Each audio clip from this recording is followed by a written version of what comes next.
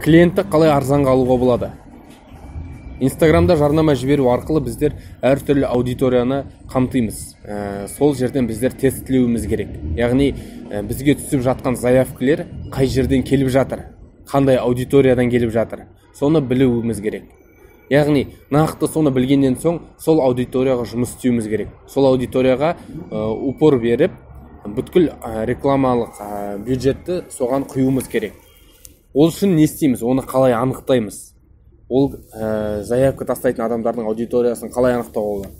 Сіз рекламный кампания ашқан соң әртүрлі группа объявление ашасыз. Группа объявление дегеніміз ол сіздің аудиторияңыз. Яғни сіз 5 группа объявление ашсаңыз, онда сіз 5 түрлі аудиторияға жіберуіңіз керек.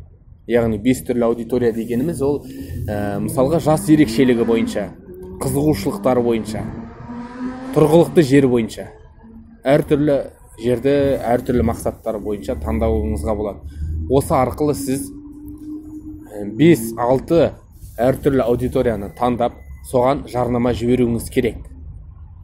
Және әр жарнамаға UTM метка қою керек. UTM метка дегеніміз әр жарнаманың артынан жүретін құйрығы десек те болады. Яғни сізге түскен заявканың астында тұрады қай группа объявлениеден келгені, және де қандай жарнамадан келгенін, соны өзіңіз жазып қоясыз. Сол арқылы сіз қай аудиториядан заявка түсіп жатқанын білесіз.